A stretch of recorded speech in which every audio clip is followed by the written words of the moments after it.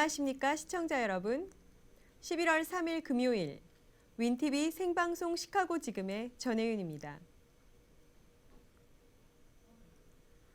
11월 4일부터 에반스톤 아트센터에서 김승재 한인 작가의 사진전이 열립니다.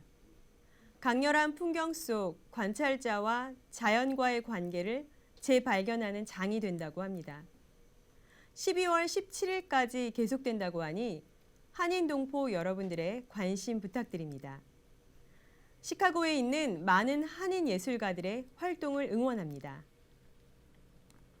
오늘 만나고 싶었습니다 코너에는 시카고 포럼 김종갑 회장님, 조원장 차기 회장님, 차유진 수석 부회장님이 나와 계시니 끝까지 시청 부탁드립니다. 그럼 간밤에 들어온 뉴스 소식 보겠습니다.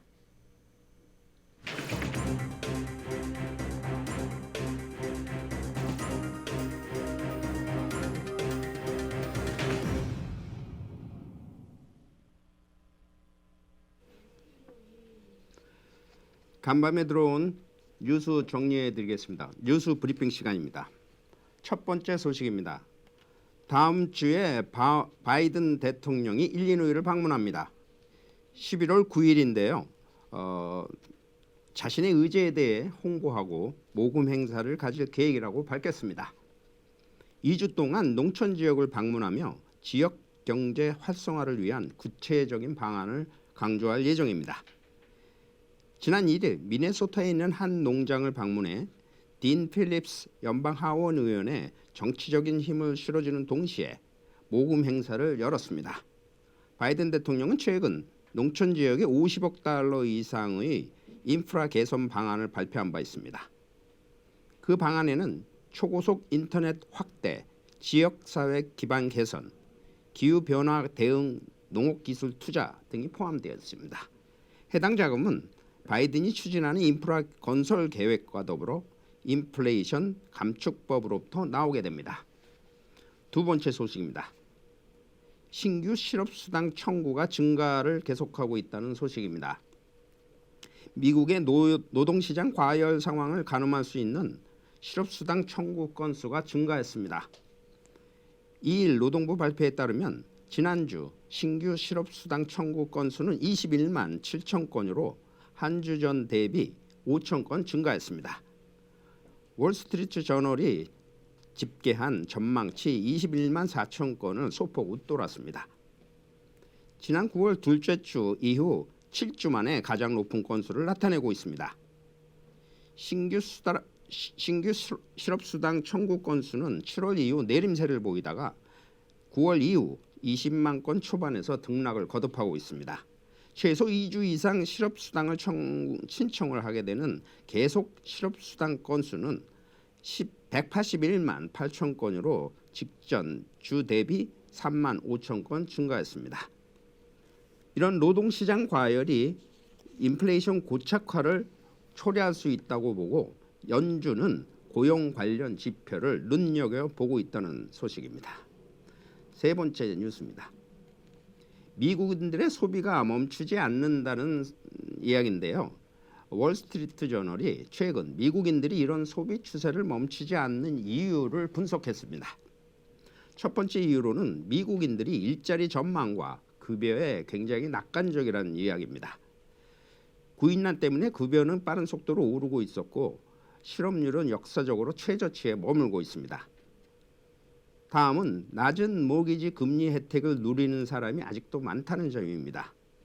2021년 이후 올라간 30년 고정 모기지 평균 금리가 7에서 8%대에 머물고 있지만 많은 사람들은 아직도 낮은 모기지 금리를 가지고 있기 때문에 여분의 현금을 쓸 여력이 있다는 것입니다.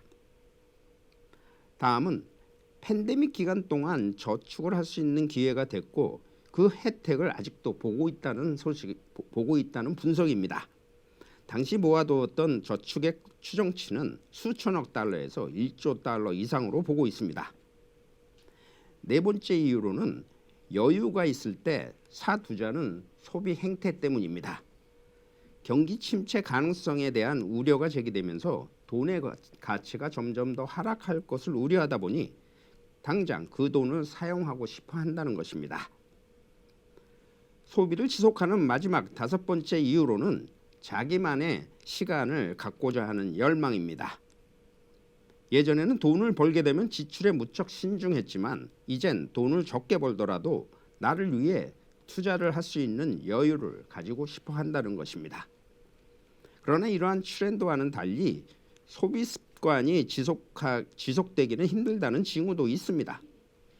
우선 저축하는 비율이 절반으로 떨어지면서 비상시 저축액이 부족하다고 응답하는 사람들이 늘어나고 있습니다. 또 주택을 구입하거나 자동차를 살 때 대출의 경우 높은 금리로 인한 큰 부담이 문제가 되고 있다고 월스트리트 저널은 지적하고 있습니다. 네 번째 소식입니다. 미 방위 산업업체가 주도권을 빼앗길 위기에 있다는 소식인데요. 그동안 국방부라는 주요 고객으로 인해 군수품 조달 방식을 속도전으로 전환하면서 이러한 문제점이 생기고 있다는 분석입니다. 이코노미스트지에 따르면 냉전 이후 미 방산업체들은 50여 곳에서 6곳으로 통폐합을 했습니다. 국방부는 연간 3,150만 달러를 예산으로 쓰고 있는데요. 여기에는 로키드 마틴, 제너럴 다이내믹스, 노스롭 그루먼 등의 방산업체들이 그 혜택을 입어왔습니다. F-35 전투기라든가 B-21 스텔스 폭격기 등 이런 주문을 군수품 조달 관행이 바뀌지 않고 있다는 소식입니다. 근데 이런 장기간 엄청난 비용이 들어가는 기존 업체보다 비용 대비 효율이 더 좋은 군산 복합 업체를 선호하게 되고 있다는 게 최근의 변화입니다. 제너럴 모터스가 군용 트럭 공급 계약을 맺는가 하면 아마존, 마이크로소프트, 구글 등 빅테크 기업들이 방산 산업에 눈독을 들이고 있다는 소식입니다.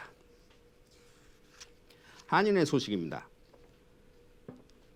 지난 30일 저녁 시카고 다운타운에는 튀르키예, 즉 터키의 독립 100주년 기념 행사가 있었습니다. 이 행사에 한국 커뮤니티를 대표해서 한인회 최은주 회장과 김정한 시카고 총영사가 초청됐습니다.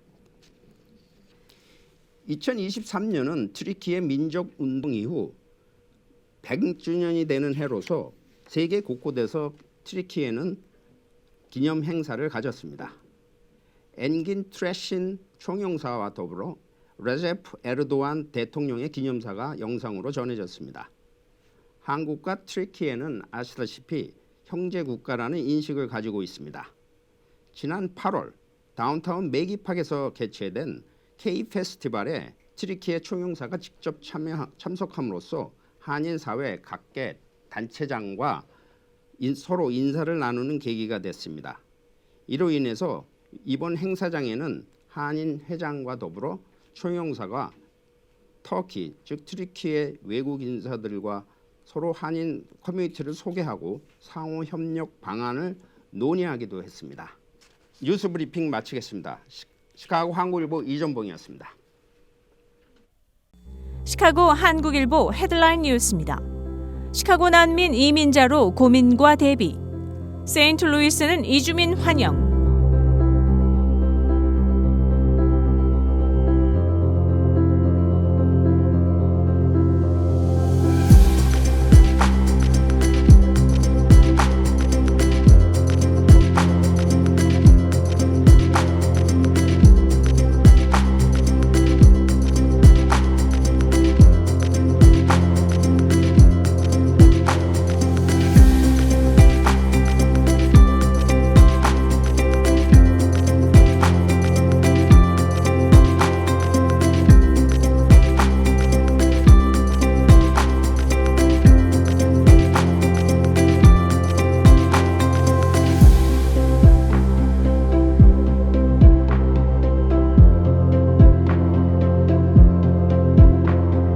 시카고 한국일보는 무료로 배포되며 한인마켓, 식당, 은행 등에서 픽업할 수 있습니다.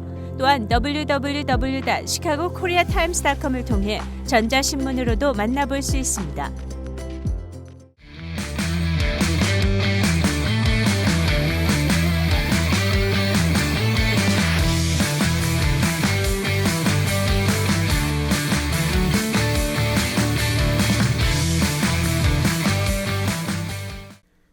뉴스 잘 들었습니다. 미국에서 상품을 구입하면 온라인이나 오프라인에서 세금을 내죠. 그리고 식당에 가서 식사를 할 때에도 음식값 외에 별도로 텍스를 내고 있는데요. 이런 세일즈 텍스에 관해 오늘 P&JK 공동대표 박형춘 회계사님 모시고 들어보겠습니다. 안녕하세요. 네, 안녕하세요. 네. 네, 미국은 주마다 세일즈 텍스가 다르다고 들었는데요. 시카고의 세일즈 텍스는 다른 주에 비해 어떤가요? 네네, 그 이제 뭐 많은 분들이 아시겠지만 세일즈 텍스가 이제 뭐 미국에서 가장 높다라고 시카고가 가장 높다라고 이제 많이들 네. 이야기하지 않습니까? 근데 어떻게 그렇게 생각하십니까? 네, 혹시? 맞아요. 저는 네네. 캘리포니아에 있다가 왔는데 그 네. 세일즈 텍스가 아주 작은 차이지만 올라서 소비자 입장에서는 크게 다가오더라고요. 네네네, 맞습니다. 그래서 이제 엄밀히 말하면 그 이제 미 전역에서 세일즈 텍스가 가장 높은 시리는 그 한인분들도 많이 사시는 워싱턴주의 그 타코마 시리입니다. 거기가 10.3%, 시카고 같은 경우 이제 10.25%로 조금 낮죠. 그리고 네. 결국 이제 CD를 비교했을 때는 시카고가 이제 그 미 전역에서 2위라고 보시면 되죠. 근데 이제 10.25%의 그 세일즈 텍스 레이스를 가지고 있는 그 도시들이 네. 이제 시카고뿐만 아니라 캘리포니아에 있는 많은 도시들, 뭐 예를 들어서 롱비치라겠지, 네. 그 다음에 뭐 오클랜드, 그 다음에 그 우리 그 샌프란시스코 밑에 그 프리만이라는 그 서버브가 있는데 네. 부촌인데 이제 그런 지역들도 10.25%, 시카고랑 동일하죠. 근데 이제 이 세일즈 텍스를 이제 주정부들은 이제 세일즈 텍스를 재원으로 해서 살림을 하거든요. 그래서 이제 주정부 이게 그 세일즈 텍스가 가장 높은 주 5개 주가 있어요. 네. 근데 그 주를 비교했을 때는 일리노이 주가 거기에 들어가진 않거든요. 이제 그 가장 높은 주들은 남부 지역에 있는 주들, 뭐 테네시, 알라바마, 그다음에 또 그 서부의 그 워싱턴 스테이트 네. 이런 주들이 9%가 넘어갑니다. 근데 이제 그 이제 일리노이 같은 경우는 그 6.25%거든요. 근데 이제 이게 이제 주의 레이시고 거기에 이제 카운이랑 CD 레이시 더해지거든요. 이제 그러면은 레이시 높아지는 거죠. 그래서 실제 주만 봤을 때는 그 일리노이 주가 세일즈 텍스가 높은 주가 아닌데 네. 거기에 카운티 텍스와 CD 텍스가 더해지면 그 미 전역에서 두 번째로 높다고 보시면 됩니다. 네. 판매자와 구입자가 같은 주에 사는 것과 다른 주에 사는 것에 따라서 텍스의 차이가 있나요? 네네, 이제 일반적으로 이제 그러니까 그 세일즈 텍스를 부과하는 기준은 항상 그 데스티네이션 기준이거든요. 네. 그래서 이제 그게 어떤 의미냐면 그 뭐 저희가 여기 일리노이에서 가구점을 한다고 해요. 그러면 이제 일리노이가 이제 가구점을 하게 되면 일리노이 주에 있는 고객한테 판매를 할 때는 그 가구점에 있는 그 CD의 그 세일즈 텍스 레이트를 이제 부과를 하거든요. 네. 근데 이제 그 세일즈 텍스 약간 이게 이제 테크니컬한 개념인데 어떤 개념이냐면 넥서스라는 개념이 있어요. 그게 뭐냐면 넥서스라는 거는 어떤 주와의 특정한 관계예요. 네. 그 주와 특정한 관계가 형성이 되면 그 넥서스가 형성이 되고 그러면은 그 주에 판매를 할 때 세일즈 텍스를 컬렉을 해야 되거든요. 네. 근데 넥서스는 어떨 때 형성이 되냐면 어떤 피지컬 프레젠스가 있을 때, 그 피지컬 프레젠스라는 거는 그 가구 그 우리의 사무실이 거기에 있다든지 우리의 가게가 그 주에 있다든지 또는 우리의 직원이 거기에 상주를 한다든지 아니면 우리 재고가 있을 경우에는 그 주에 넥서스가 있다고 보고 세일즈 텍스를 컬렉을 이제 하거든요. 근데 이제 우리가 예를 들어서 시카고에서 우리가 비즈니스를 하는데 위스콘신 주에는 우리 가게가 없어요. 우리 직원도 없고 이럴 경우에 우리가 이제 시카고에 거주하시는 그 주민들한테 판매를 할 때는 당연히 세일즈 텍스를 걷어야 하지만 위스콘신에다가 쇼핑을 할 때는 네. 거기에는 위스콘신주는 우리 회사가 피지컬 프레젠스가 없기 때문에 넥서스가 없기 때문에 세일즈 텍스를 컬렉트할 필요가 없습니다. 그래서 뭐 경험하실지 모르겠지만 이제 저도 이번 주말에 이제 그 겨울옷을 사려고 그 아울렛에 갔다가 이렇게 이제 코트를 사는데 거기 그 점원이 그러는 거예요. 세일즈 텍스를 내기 싫으면 위스콘신에 있는 주소를 달라. 그럼 자기들 거기에 쇼핑을 해주겠다. 그러면은 이 위스콘신에 보내는 거에 대해서는 본인들이 거기에 자기네들의 어떤 피지컬 프레젠스가 없으니까 세일즈 텍스 컬렉트 안 해도 되는 거죠. 그래서 네. 친구 주소를 주면 거기에 보내줄 테니까 거기 가서 픽업을 해라. 그러면 세일즈 텍스 안 내도 된다. 이제 이런 뭐 아마 가끔씩 그런 걸 경험하실 네, 거예요. 네. 그래서 타주에 쇼핑하는 거는 엄밀히 말해서 우리 회사가 피지컬 프레젠스가 없으면 세일즈 텍스를 이제 부과하실 필요가 없는 거죠. 그래서 많은 분들이 이제 그걸 사용해서 네. 그 이제 세일즈 텍스를 줄이도록. 예, 지불하지 않고 네. 이렇게 매입을 하시는 분들이 있는데 이제 엄밀히 말하면 그 내가 세일즈 텍스를 내지 않고 샀더라도 내가 이제 위스콘신주 거주자의 경우에는 위스콘신 주에 제가 자발적으로 유즈 텍스를 내야 돼요. 네, 그러니까 결국은 세일즈 텍스를 안 내는 게 아니라 위스콘신 주의 그 세일즈 텍스 레이스로 이제 그 유즈 텍스를 내야 되는데 네.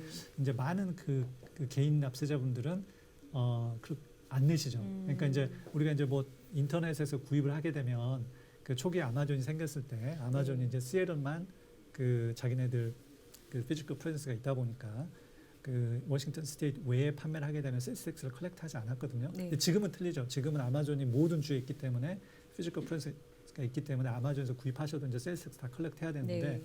초기에는 그 이제 그런 인터넷 그런 그 리테일러들이 자기들이 존재하지 않는 주에 쇼핑을 할 경우에는 세일즈 텍스를 부과하지 않았고 그러다 보니까 경쟁력이 생긴 거죠. 네, 그래서 이제 그리고 이제 구입하신 사람들은 세일즈 텍스를 안 내고 사니까 네. 이제 저렴하게 느껴지고 그렇지만 원칙적으로는 세일즈 텍스를 안 냈을 경우에는 본인이 자발적으로 유즈 텍스를 내게 돼 있어요. 그래서 이제 연말에 세금 보고할 때 이제 어떤 개인분들은 내가 뭐 타주 가가지고 타주에서 뭐 예를 들어서 가구를 구입했는데 세일즈 텍스를 납부를 안 했다. 그래서 그 개인 세금 보고할 때 거기에 그 자발적으로 유즈 텍스를 기재하는 란이 있어요. 그래서 네. 유즈 텍스를 기재해서 내고 싶다라고 하신 분도 있는데 뭐 그런 분들은 극히 소수고 대부분들은 이제 그 세일즈 텍스를 그 납부를 하지 않으시죠. 네. 유즈 텍스를 납부하지 않으시죠. 그래서 이제 그런 차이가 있습니다. 이제 타주에다가 판매를 하는 거랑 네.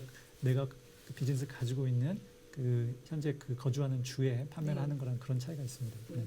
타주로 물건을 받아도 뭐 법적으로는 그렇게 픽업을 한다고 해도 이제 상관이 없나요? 법적으로는 이제 상관은 없는데 이제 원칙적으로는 그 내가 위스콘신 주에서 이제 예를 들어서 시카고에서 세일즈 텍스는 10.25%다. 네. 근데 원래 10.25%를 지불하고 매입을 했었어야 되는데 네.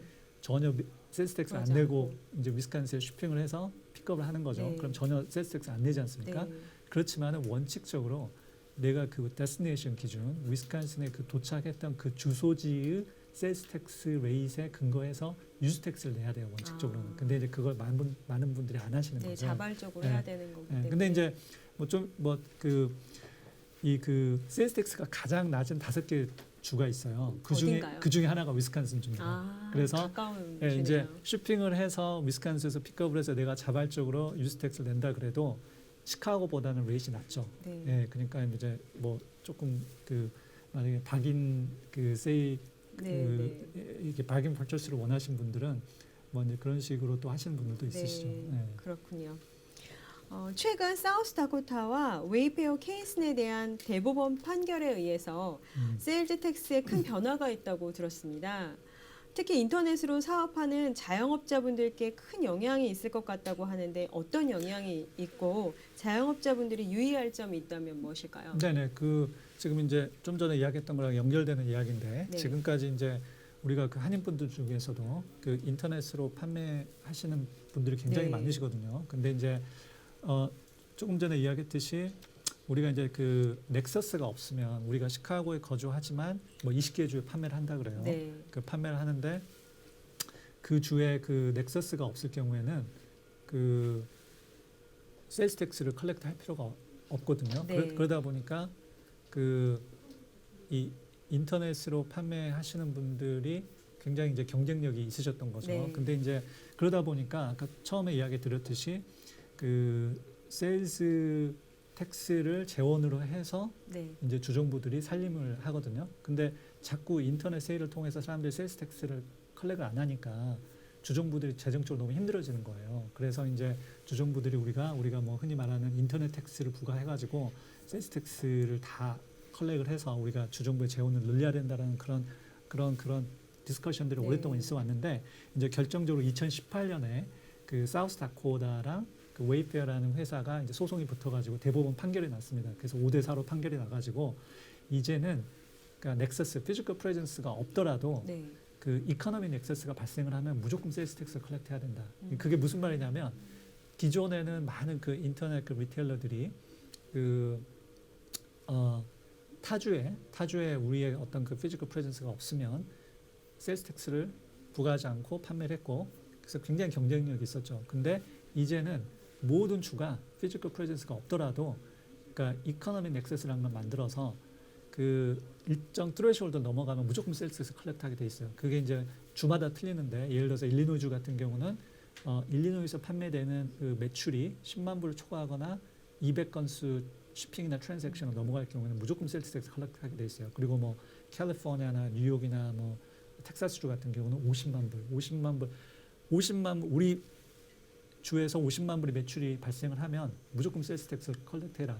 그게 이제 어떤 현상이 일어나냐면 이제 뭐 예를 들어서 저희 고객 중에서 뭐 인터넷으로 거의 뭐 4, 50개 주에 판매를 하는 업체가 있었단 말이에요. 네.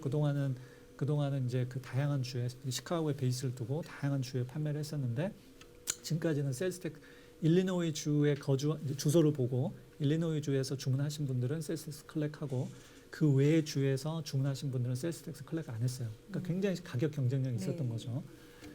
이제 그렇게 했었는데 이제는 우리가 일리노이 외에 우리 재고나 우리 뭐 직원이나 우리 사무실이 없더라도 예를 들어서 텍사스주에 판매하는 우리가 판매하는 매출이 50만 불 초과하면 무조건 세일스 텍스 컬렉트 해야 돼요. 이제 그러다 보니까 그 굉장히 이제 물론 가격 경쟁력도 떨어지지만 가장 힘든 게 뭐냐면 미국의 이 세일스 텍 이 CD가 뭐 어마어마하게 많지 않습니까? 네. 뭐 수백만 개지 않는 CD가 있는데 그런 각 CD의 텍스 레이트를 전부 다 자기들 시스템에 집어넣어서 이제 세일스 텍스를 부과를 해야 되는 거예요. 네. 그러니까 시스템적으로 시스템을 굉장히 업그레이드 해야 되고 하니까 이게 굉장히 그걸 인플루먼 하는데 비용이 많이 들어가는 거예요. 그리고 이제 물론 이제 아마존을 통해서 판매할 경우에는 요즘에 아마존에서 알아서 다 세일스 텍스 컬렉트 네. 해주거든요. 그러니까 이제 그런 경우는 괜찮은데 본인들이 직접 웹사이트를 통해서 판매할 경우에는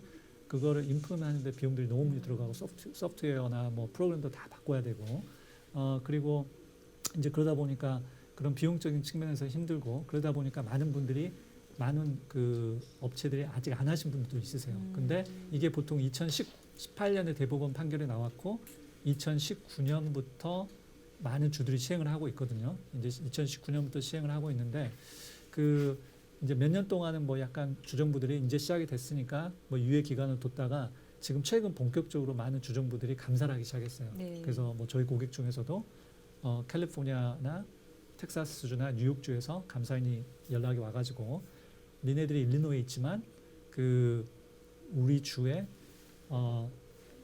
세일스 텍스를 많이 내고 있는 것 같다. 네. 그래서 니네들이 세일스 텍스 안 내고 있는 것 같은데 세일스 텍스를 우리가 감사를 하겠다 이런 경우들이 많이 생기고 있거든요. 그래서 지금 뭐 중소업체들 경우 비용들이 많이 들어가니까 지금 많이 이거를 시행을 못 하고 계시는데 이제 감사가 계속 늘어날 거니까 그 담당 회계사님이랑 어드바이스 상의를. 받으시고 네. 이거를 빨리 컴플라이언스를 시작하시는 게 좋습니다. 네.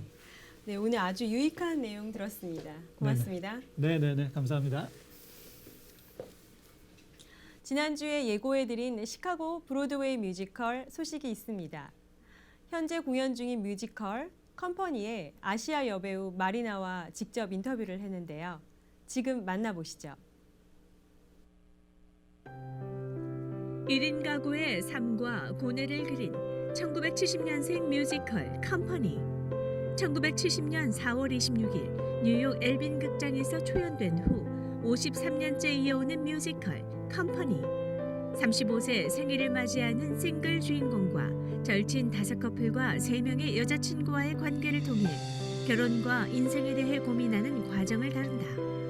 극 중에서도 작품의 피날레를 장식하는 살아있다는 것, Being Alive는 시대와 매체를 넘어 꾸준히 사랑받고 있다. 지난 31일 막을 열어 11월 12일까지 이어지는 브로드웨이 시카고 공연에서 수잔 역을 맡은 배우 마리나 콘도 씨.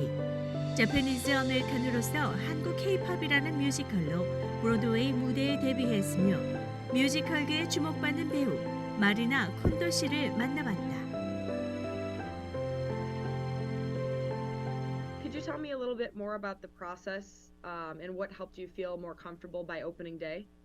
We actually had really amazing chats prior to starting about, calling the elephant in the room, in that this is a K-pop musical about Koreans. And there were a few people who weren't of Korean descent in the show. Sure. Also, there's, a lot of mixed race people who are half. And that storyline was actually part of our show as well. And so we kind of used this analogy of how it feels like we're guests. People who aren't Korean were like guests in a house, and we were like taking off our shoes to come into the house. Oh, And yeah, and I think especially K-pop in general as a genre is a very international phenomenon. Sure. I mean, I was part of the off-Broadway production where the storyline was about how do we bring K-pop to America, and 5 years down the line, Blackpink, BTS, I mean, the VMAs have their own like K-pop category. Right. And so it's been so beautiful to watch like this incredible genre of music become so accessible to so many different people. I think there's also a lot of groups specifically between Korea and Japan that are so popular. And so in that sense, I felt, although I was very nervous in the beginning, everyone made me feel welcome, comfortable, so included in the space, and considered, that it was a beautiful experience, and I just left wanting to be hungry for more. Oh, that's awesome. At the end of each show, a lot of the Koreans would say, "수고하셨습니다." Is that right? Yeah, that is right. Awesome. It's in Japanese, it's "お疲れ様でした," and so having that kind of like similarity in not having to explain what a certain word means, and to know that there's a direct word for that, just Sure. was so satisfying to me. And in a lot of ways, taking that as like a analogy, I guess, like there are so many moments like that where I felt like, oh, there's like a whole group of people that I can relate to linguistically. There was generationally, I haven't been in a Asian space that was very similar, and that we understood what it meant to be Asian in this specific generation, and how to talk about it, how to acknowledge the different things that we all universally experience. Because I think in this country specifically, I consider myself a Japanese American, but to an American, we're just Asian American. So we have to do this incredible thing where we have to consider ourselves as our identity, but also a different, bigger identity. And for all of us to come together in those moments was so special. There's so many things that I have a hard time explaining or saying and putting into words, and other people were so quick to be able to use such complex vocabulary, and in that way I felt so loved and cared for. Speaking of company, I know you're playing Susan right now in Chicago, which is close to where I believe you grew up, sort of in the Midwest. I believe you grew up in Michigan. Is that correct, primarily? Yes, sure. Yeah. I am. Very, very cool. I know that this musical company had its first production in 1970, which is a pretty iconic and dated, at the same time, sort of musical. From what I understand, correct me if I'm wrong, you played a part in in permanently changing, I believe, the script of the actual musical itself. Could you tell me more about what that process was like? Yeah, I mean, it's crazy because I'm the only Asian person touring with this company, Okay. including musicians, including crew members. Wow. And so I've always had an inkling about those lyrics, listening to the soundtrack, for example. Sure. And I never really thought more of it, only because the fact that I'm the only Asian person in this traveling company felt a little gaslighty. Like it was as if I was the only person thinking about it, which is not true. But in my head, when I wasn't speaking up about it, that's what it felt like. Sure. And so I had brought it up to our director, Steve DeBow, Mhm.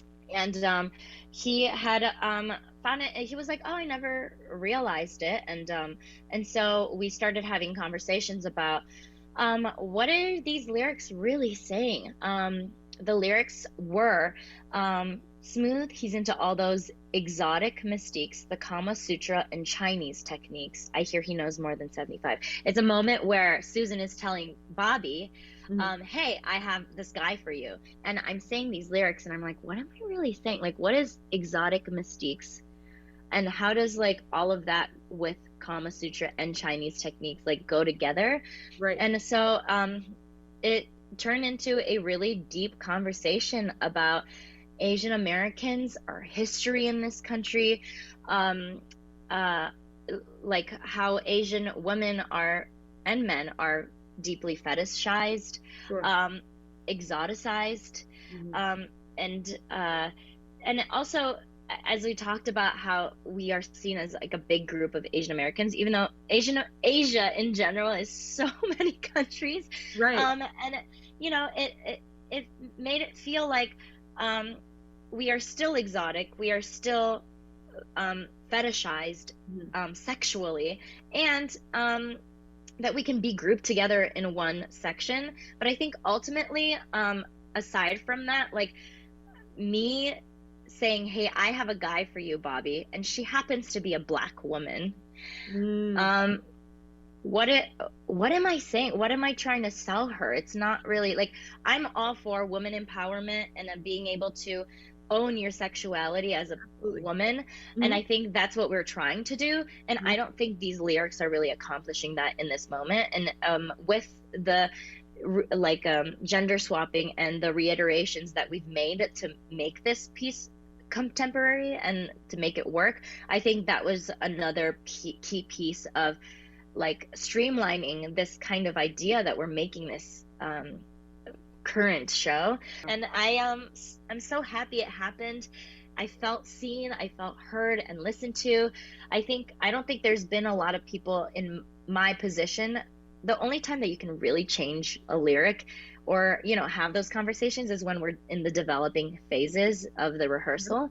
And do you feel like this show and or any of the others that you've participated in to this point have helped you in all your culminating identities to sort of figure out what that means for you? Or are you still figuring that out? It's a little bit of a big question, but just whatever that might mean to you. No, totally. I mean, I love this piece so much, Company, because it's so relatable and it's so deeply hilarious. I'm telling you, like, we are laughing the whole 3 hours. Awesome. And yet there's this really sad, like, hard, achy vibe to it that I think as an adult, if it rings more true, it's it's the little things in life, truly. And yeah, I think specifically in this part of my life, it came at like a really good time, I think, with like K-pop ending and then also and abruptly ending so, and we were so Right. passionate about that project. Mm. And then in my personal life, like I broke up with my boyfriend of 5 years and that relationship ended. And so there's just so many moments where I just had to really like take a look and a Right. breather. And this show weirdly coincides with my life perfectly.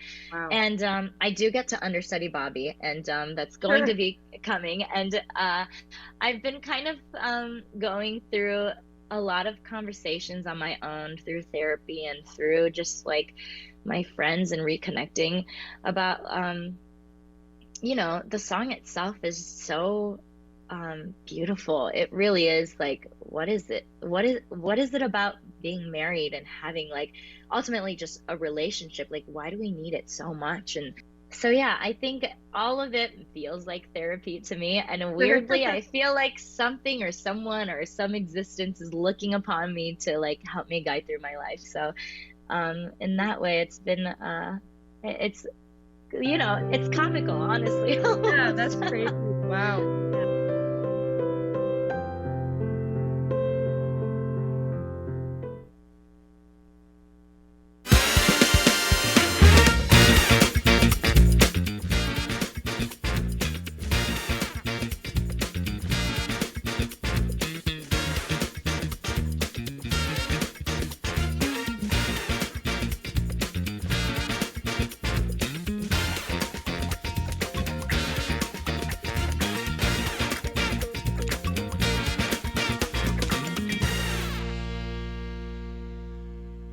지금 여러분께서는 생방송으로 시카고 지금을 시청하고 계십니다.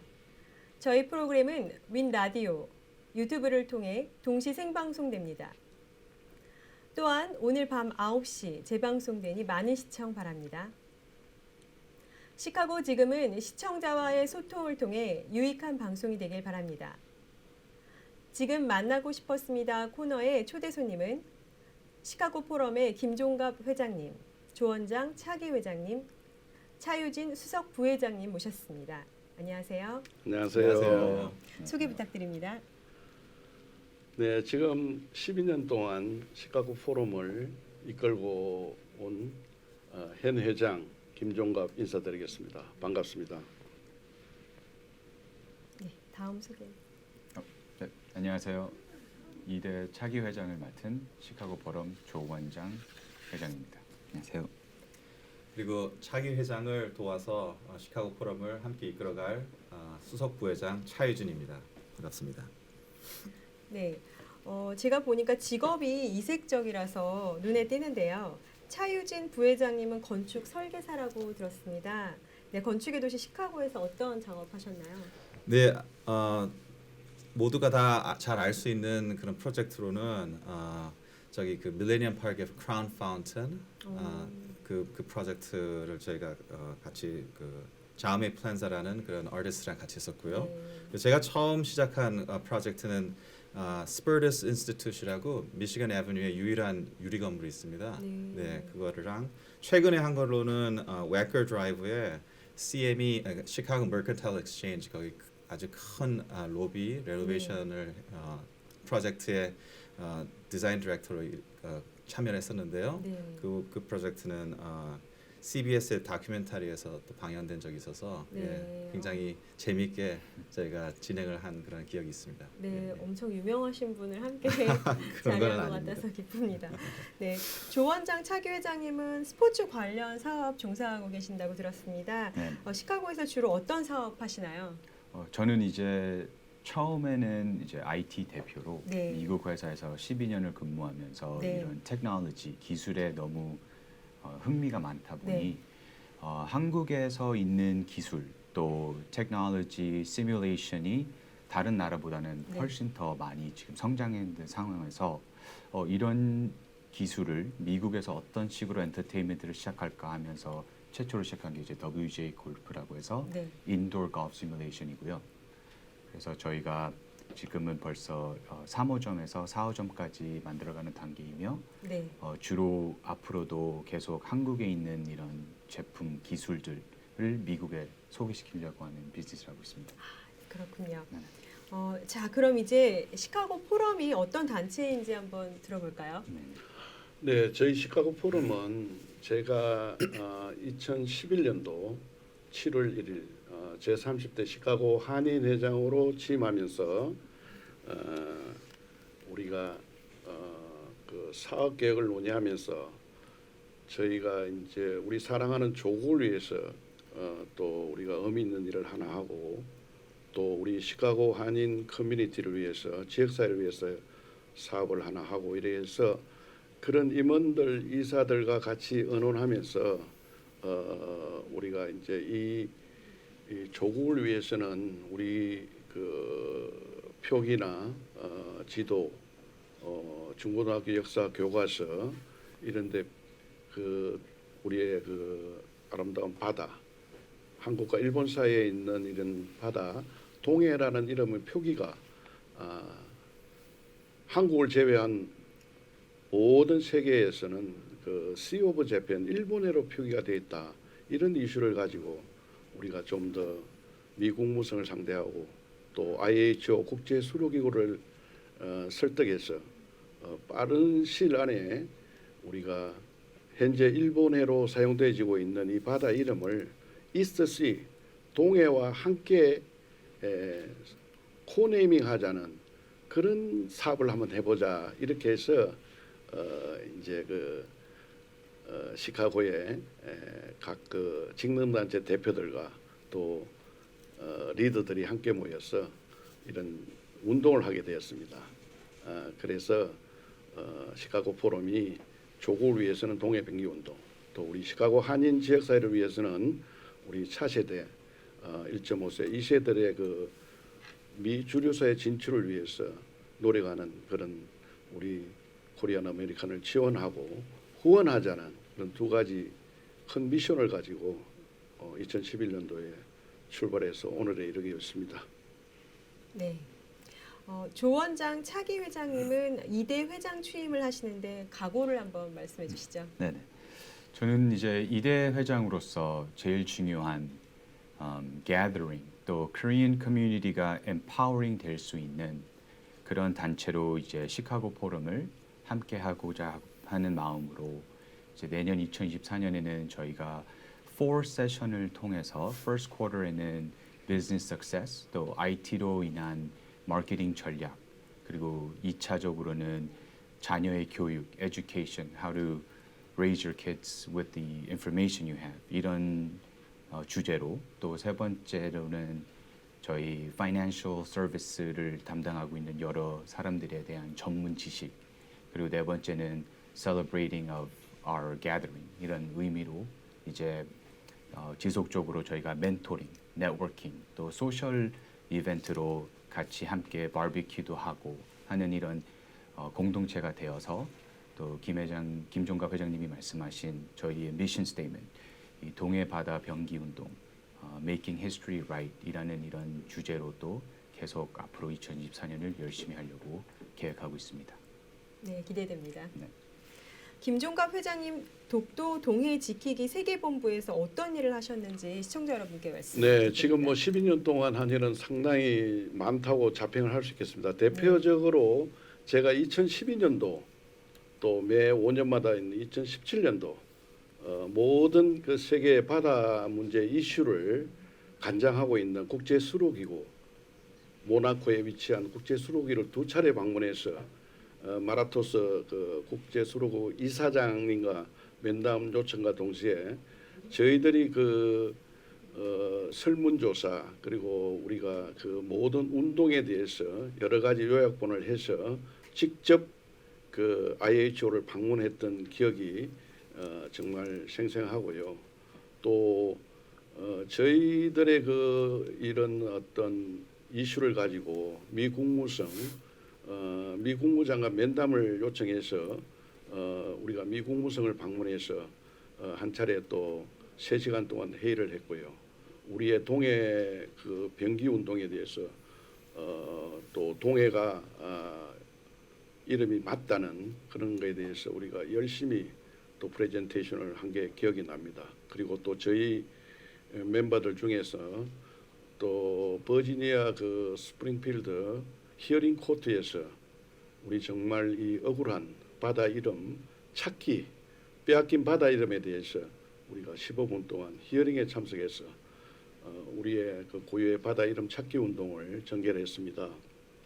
그리고 커뮤니티에서 대표적으로 저희들이 2018년도 19년도에는 중고등학생들 300여 명을 모아서 독도 페스티벌 행사를 아주 좋은 프로그램 속에서 진행했습니다. 여러 가지 중고등학생들에게 어떻게 하면은 우리 독도를 잘 지키고 또 빼앗긴 바다 이름을 하루속히 찾아올 수 있고 또 일본해와 함께 코네이밍 할 수 있는지 이런 이슈를 우리 학생들에게 알리고 또 그룹을 나눠서 학생들이 팀을 나눠서 어떻게 하면은 우리 동해를 잘 지키고 독도를 아름다운 섬을 잘 지킬 수 있는 그런 홍보 영상물 경시대 작품 대회를 해서 많은 놀랄만한 그런 작품들도 저희들이 또 만나게 되었습니다. 이런 독도 페스티벌 운동 그리고 이런 이슈를 가지고 우리 지역사회에 있는 그 정치인들 그 딕 더빈 상원의원 오피서 마크 그 상원의원 오피서 밥 돌더 하원의원 이런 정치 지도자들 또 우리 지역사회 주변에 있는 연방 하원의원 오피스를 모두 찾아가서 설명하는 그런 뜻깊은 시간도 가졌습니다. 네, 계속해서 많은 그 한국의 그 동해 독도 운동을 하는 NGO와 7차례에 걸쳐서 국제 학술 대회를 시카고에서 아주 성대하게 개최해서 이런 동해 병기 운동의 하루속히 그 진전을 위해서 저희 시카고 포럼이 많은 이바지를 했다고 저는 자부하고 있습니다. 네, 아주 의미 있는 일 같습니다. 시카고 포럼이 이제 차세대 리더십으로 도약하고 있습니다. 이렇게 세대 교체를 한 이유는 무엇인지 궁금합니다. 거기에 대해서는 제가 답변을 네. 드릴 수 있는데요.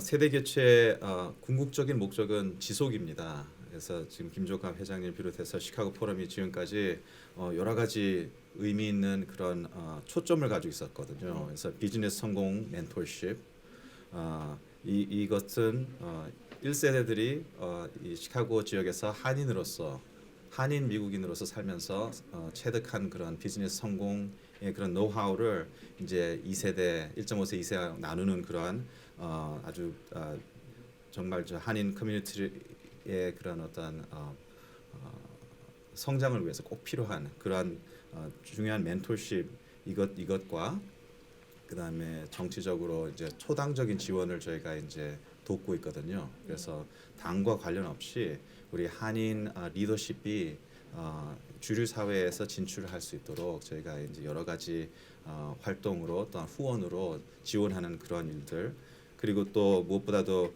미국에서 저희가 미국 시민으로서 한국을 옹호하고 변호할 수 있는 그런 특별한 기회가 참 많이 있습니다. 네. 그래서 근데 이런 기회들에 대해서 모르고 있는 분들 같이 동참할 수 있도록, 그리고 또 새로운 기회들을 저희가 발굴해서 이 해외에서 저희가 특별히 미국이라는 이 강대국에서 저희가 한국을 도울 수 있는 그러한 역할을 하는 그 일들, 이것들을 지속을 해야 되는데 이 지속을 위해서 필수한 것이 꼭 필요한 것이 이제 다음 세대로의 그런 어떤 리더십의 전환인 것 같습니다. 그래서 차세대 세대 교체가 꼭 네. 필요하다고 생각하고 있습니다. 네. 제가 곁들여서 좀 말씀드리자면 네, 네. 시카고 한인사에 많은 1세들의 그 성공적인 단체들이 많이 있습니다만 1세들의 그 행사로 또 1세들의 그 어떤 활동으로 거의 마무리되는 그런 느낌을 보면서 못내 아쉬워했습니다. 저희 포럼만큼은 좀 더 1.5세, 2세들이 1세들이 했던 그런 어떤 운동의 가치를 함께 공유하면서 또 새로운 1.5세, 2세들이 좀 함께 가까이에서 서로 돕고 네트워킹하면서 또 서로 멘토십을 나누면서 좀 우리 조국의 그 어떤 안전이나 여러 가지 사항에 대해서 미국 조야에 좀 목소리도 낼 수 있고, 이런 어떤 우리 1.5세 2세들은 그 문화나 언어에 대해서 상당히 그 유리하기 때문에 이런 좋은 모임을 좀 우리 좀 더 이제 한 단계 더 업그레이드해서 좀 더 우리 커뮤니티와 우리 조국 대한민국을 위해서 더 큰 역할을 할 수 있는 그런 차세대들의 역할을 믿기 때문에 이런 리더십을 저희 1세들이 쉐어하는 것보다는 완전히 1.5세 2세한테 방향 전환을 하는 게 큰 의의가 있다 생각하고 1년여 동안 우리 1세들이 많이 준비를 해오고 오늘 이 자리에 또 발표를 하게 돼서 상당히 저는 자랑스럽고 또 오늘 이 시간이 뿌듯합니다. 네, 그렇군요. 1세대들에게 물려받는 각오 한 말씀 해주시죠. 크게 네. 두 가지인 것 같은데요. 네. 하나는 굉장히 책임이 큽니다. 왜냐하면 지금 벌써 1세들이 갈고 닦아놓은 그 발판이 확고한데 이제 이것들을 지속하기 위해서 저희가 이제 많은 노력을 기울여야 되고요.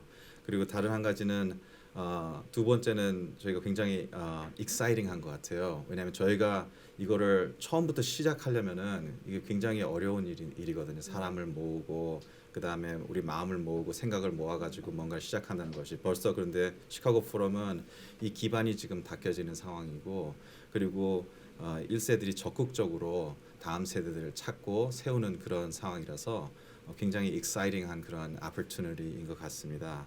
그래서 이러한 특별한 기회를 저희가 잘 받아서 또 계속 지속할 수 있도록 많은 후원을 부탁드립니다. 네. 앞으로 신임 회장을 맡으시면 꼭 하고 싶은 일이 있으실까요? 저는 이제 신임 회장으로서 이제 2024년에 많은 참여와 또 저희가 제공할 수 있는 정보, 그리고 다른 노하우, 멘토링을 통해서 이 Korean American Community뿐만 아니라 Empoweringment는 민족 자체가 서로한테 공유를 하고 해서 저희가 더 나은 또 이런 시카고 세상, 또 한인에 대한 사회, 그리고 제일 중요한 저희 그 동해 바다의 병기 운동에 대한 또 그런 일들을 함께해서 많은 참석과 응원과 도움을 많이 부탁드리겠습니다. 네. 끝으로 그러면 한인 사회를 위한 계획이라면 어떤 게 있을까요? 일단 차세대들이 맡아서 이제 앞으로 또 어나더 10년, 20년을 이끌어가게 되는데요. 어쨌든 우리가 일리노이 북부 지역의 조그마한 타운이지만은 이런 지역에 한인들 밀집 지역에 있는 우리 1.5세 2세들이 모여서 서로가 서로를 의지하면서 또 힘을 합치고 또 여러 가지 도움을 주고받는 네트워킹을 통해서 좋은 친구의 만남을 가지고 그렇게 함으로 해서 우리 한인 사회의 이슈라든지 1.5세 2세들이 그 정치력 신장이라든지 또 주류사회 진출을 위해서 서로 힘을 합하고 또 서로 좋은 그 관계를 함으로 해서 또 한인들의 목소리를 이제 미국 정부에 내서 우리 대한민국의 안전과 번영을 위해서도 일익을 담당할 수 있도록 그런 큰 사명을 가지고 열심히 함으로 해서 우리 시카고 커뮤니티가 굉장히 좀 뭐랄까요, 좀 차분하다 그럴까요? 조금 활성화가 잘 안 되는데 우리 시카고 포럼이 차세대 우리 회원들이 이런 활력을 불어넣는데 앞장서서 또 동기부여가 돼서 앞으로 우리 시카고 한인 커뮤니티가 3대 도시에 그 걸맞는 그런 아주 역동적인 그런 한인 사회가 되는데 일릭을 꼭 우리 시카고 한인 포럼의 차세대들이 맡아줄 것을 기대합니다. 네, 고맙습니다. 오늘 시카고 포럼의 김종갑 회장님, 조원장 차기 회장님, 차유진 수석 부회장님 모시고 좋은 말씀 들었습니다. 고맙습니다. 감사합니다. 저희 프로그램에서는 어느 분야에서든 유명한 유튜버를 소개할 예정입니다. 많은 시카고 유튜버들의 신청 기다리겠습니다. 참여를 원하는 유튜버는 224-283-8200으로 연락 부탁드립니다. 건강을 위한 신나는 채쌤의 홈트레이닝 보시면서 마치겠습니다. 저는 다음 주 월요일에 돌아오겠습니다. 고맙습니다.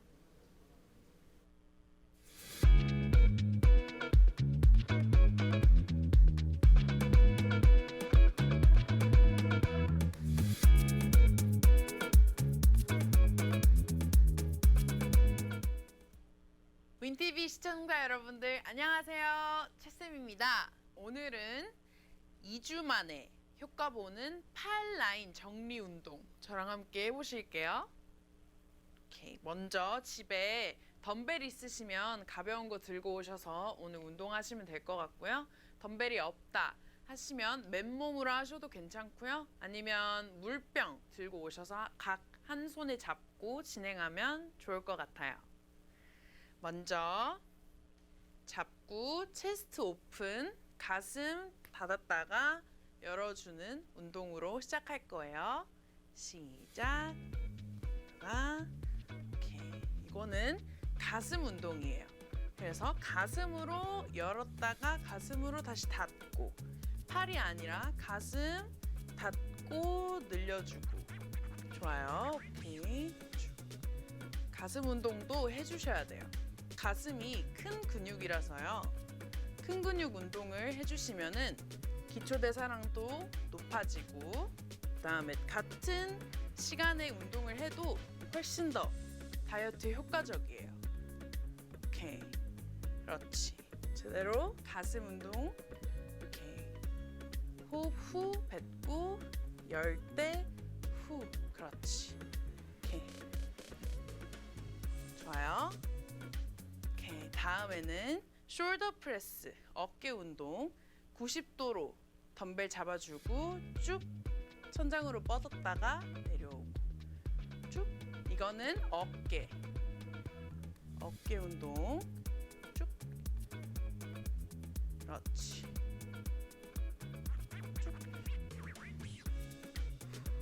이게 힘들면 천천히 하셔도 돼요. 내려와서 조금 쉬었다가 다시 올려주시고, 쉬었다가 올려주시고.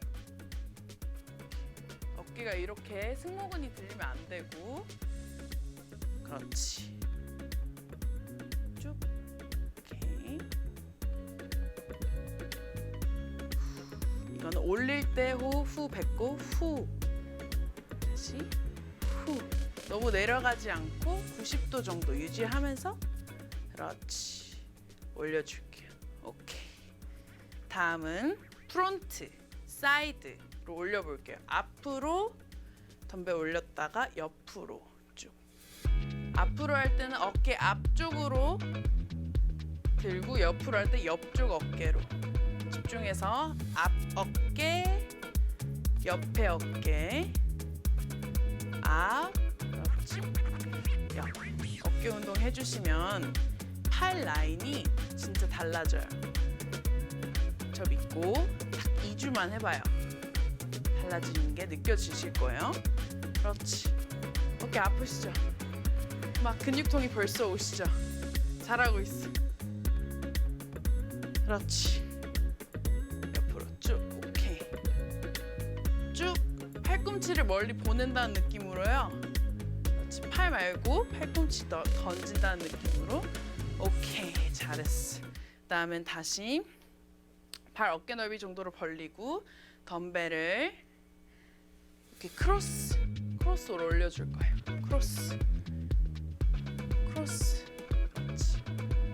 오케이. 쭉 보내주고. 오케이. 요거는 가슴 운동이에요. 가슴. 팔 아니고 팔꿈치를 멀리 보낸다는 느낌. 오케이. 쭉 보낼 때 후. 오케이. 후. 익숙하지 않은 동작이라 가지고 어색할 수 있는데 잘하고 계세요. 그렇지. 하실 때 몸 코어는 움직이지 않고 잡아주고, 그렇지. 쭉 보내주고. 오케이. 좋아요. 오케이. 다음 운동 해볼게요. 다음에는 우리 여기 팔뚝 안녕살 뺄 거예요. 집중해서 먼저 몸 숙여준 다음에 뒤로 팔을 쭉 빼줘. 일자로. 이 상태에서 이렇게 위아래로 움직일 거예요. 팔꿈치를 위아래로 움직인다는 느낌. 오케이. 최대한 팔꿈치 던져주고 내려오고, 던져주고 내려오고. 오케이. 쭉. 힘드신 분들은 좀 천천히 진행하셔도 괜찮고, 강도 세게 원하시는 분들은 더 빠르게 왔다 갔다. 오케이. 왔다 갔다.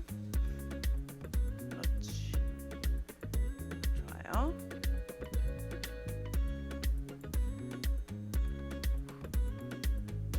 올릴 때 후. 다음에는 아까는 요 위아래로 움직였다면 팔꿈치 고정하고 이렇게 펴줄 거예요. 오케이. 이게 너무 무거우신 분들은 덤벨 없이 맨몸으로 쭉 짜줘도 괜찮아요. 여기 팔 뒤쪽에 자극 느끼시면서 팔꿈치가 이렇게 왔다 갔다 움직이면 안 되고 팔꿈치 고정. 쭉 짜주고 여기 팔 뒤쪽 근육을 짜준다는 느낌으로 쫙. 쭉. 이 운동 계속 해주시면 우리 안녕살, 안녕하실 수 있어요. 좋아요. 그렇지. 오케이. 다시 덤벨 잡고 쭉. 상체를 숙일수록 더 힘들어요. 오케이. 자, 다음은 이두. 여기 우리 뒤쪽 아까 운동했으면 여기 앞쪽 근육 해볼게요. 팔 어깨 넓이 정도로 발 벌리고 팔꿈치 옆에 고정해 주세요. 어깨. 그다음에 쭉 들어주실 거예요. 여기 요 팔로 든다는 느낌으로 쭉 들어주고 들어주고 쭉 여기 팔 여기 전완근 아니고 여기로 들어준다는 느낌 집중하면서 쭉 최대한 늘려줬다가 가지고 오고 가지고 올 때 호흡 후 그렇죠. 팔꿈치가 여기도 움직이면 안 돼요. 팔꿈치 고정해서 이렇게 팔꿈치가 이렇게 왔다 갔다 움직이면 효과가 떨어져. 오케이 잘했어요. 자 다음에는 방금은 일자로 진행했으면 살짝 멀리 W 모양 만들어서 그대로 올려줄게요. 오케이 그렇지. 팔 자극 느끼면서 천천히 진행하셔도 괜찮아요. 쭉 오케이 쭉. 팔꿈치는 고정 움직이지 말고 팔 집중할 수 있게. 그렇지. 좋아요. 쭉 오케이. 올릴 때 호흡 후. 그렇지. 이때 하실 때 손목 안 꺾이게 조심하시고요. 손목은 일자 항상 유지하시고. 오케이. 잘했어요. 다 왔어요. 오케이. 집중. 오케이. 하나만 더. 오케이. 잘했어요. 자 여러분들 이거 딱 2주만 하시면 팔 라인이 달라지는 게 느끼실 거예요. 그럼 오늘도 너무 고생하셨고 저희는 다음 시간에 또 봐요. 오늘도 건강한 하루 되세요.